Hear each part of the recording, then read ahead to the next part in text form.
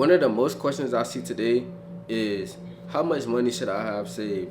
Like, and to be honest, it's not a specific number. People be thinking like 1,000, 500, 3,000, 3 month savings of expenses or whatever. It's really no set number, and not one set number fits everybody situation. It's really up to you. You gotta ask yourself how much, like, if something happens, what will suit you? What's best for you? So in today's video, I'm gonna touch bases on that. So let's go ahead and jump straight into the video. And before that, I'm gonna be reading off some notes that I wrote down. So that being said, what's up YouTube? It's your boy Keon, and I'm back with another video. If you're new here, welcome to the channel. If you're not new, welcome back.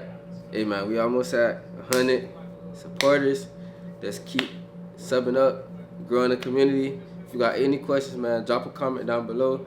Make sure you hit that like button and hit that subscribe button. So, first thing I want to talk about is we gotta stop comparing. Like, when we ask this question of how much money should I have saved up, we gotta stop comparing ourselves to other people, because one person may be saving for something totally different than what you're saving for. One person may have started way before you have started. They may be in a whole different financial category, tax bracket, or whatever. They could save more than you, or they could be saving less than you. So when it comes to other people's savings, don't try to compare your savings to them. Like, don't get me wrong, savings is a flex, but it's not to flex on others. Let's put it that way. It's on some shit like you need to be comfortable with yourself. If something pops up, if something happens, can you stand it? Can you afford it? Will you be able to go touch your savings, pull from your savings, and alright, pay for it? Just like that. So you could be making it could be people making like some people make 40,000, some people make 150,000. So that's why I'm saying, like, they got a little more they got a little more money to play with so they can save. So that's why I say don't compare yourself. But I do know the first thing you want to start off with when you saving, you can start off with, I ain't gonna tell you exactly what to do, but you can start off with an emergency fund.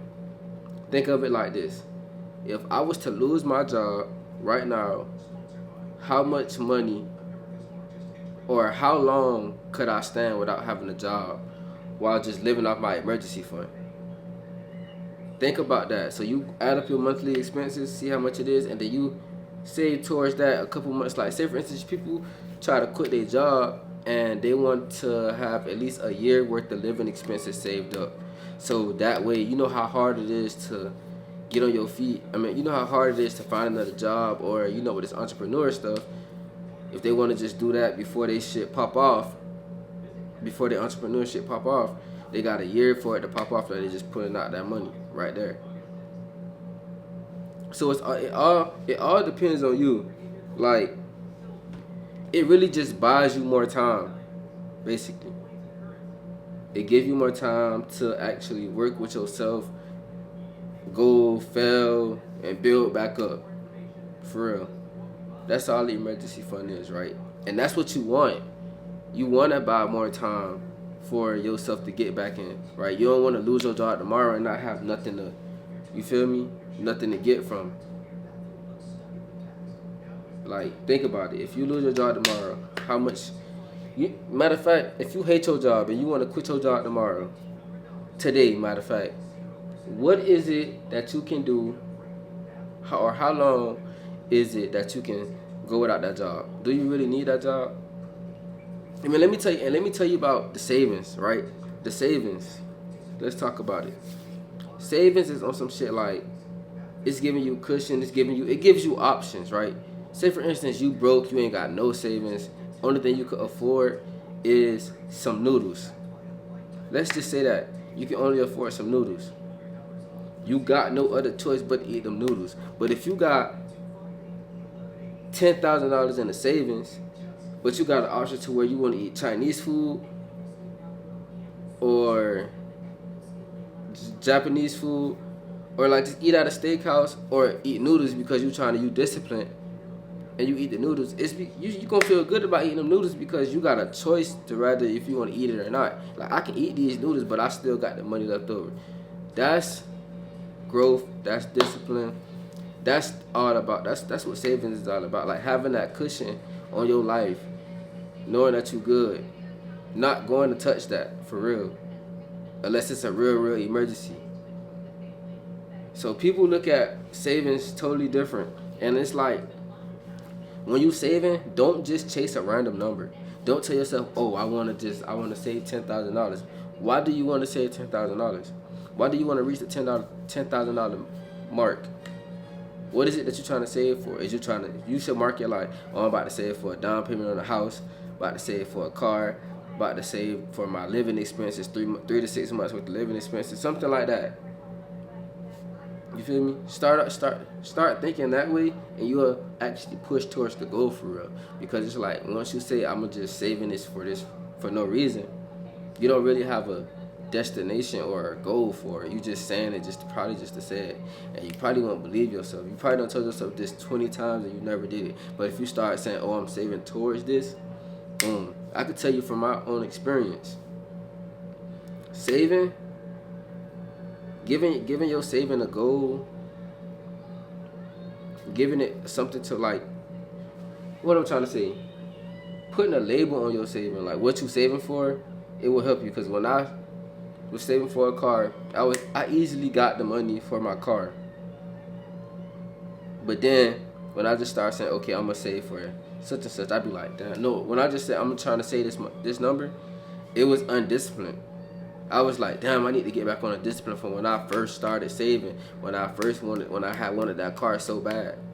So when you tell yourself something like that, all right, I need to save for this, save for that, something important that you know that you need, you become better. It's just, I don't know. But listen, also, you should start saving consistently and stop trying to save perfectly. Saving consistently is just saving in general. You can put $500 in there 1 week or 1 month, and then the next week or month you can put $100. Long as you put the money in that savings, and it's going towards that goal that you're trying to reach, you're doing it consistently. You don't have to do it perfect. Nobody on this earth is perfect. Let's go ahead and get that out of the way. It can be hard to save perfect, for real. Small deposits become big balances over time.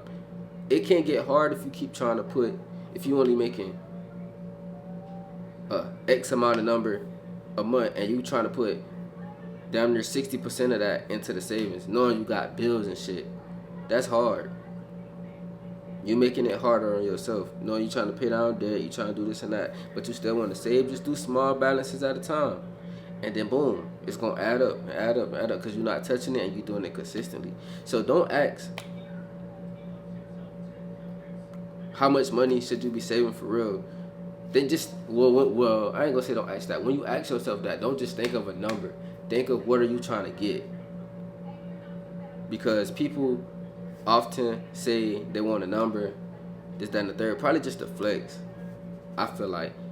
Not everybody, but I feel like that's just the thing nowadays because people look at their savings as a flex. I mean, it can be a flex, don't get me wrong, because most people don't have that much saved up.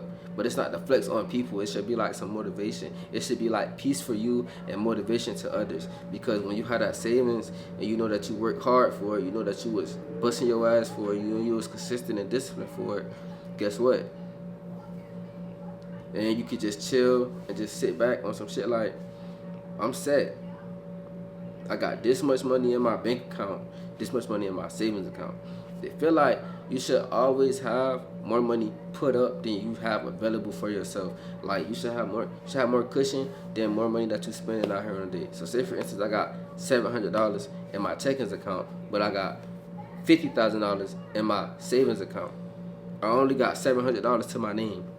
Treat it like that, if you get what I'm saying.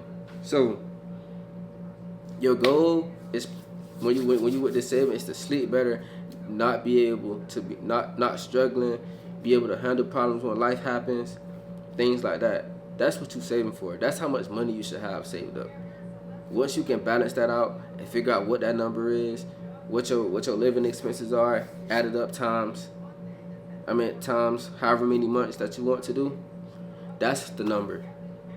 That's how much you should have saved up. So hopefully in this video I broke it down enough to how much money you should actually have saved. You feel me? So with that being said, if you enjoyed this video, hit that like button, comment, and subscribe. And if you got any questions, drop it down below in the comment section. I can go deeper, and I can make another video if you need me to. I think I just got out of an idea. So, alright. I'm gonna catch y'all in the next video. I got something planned.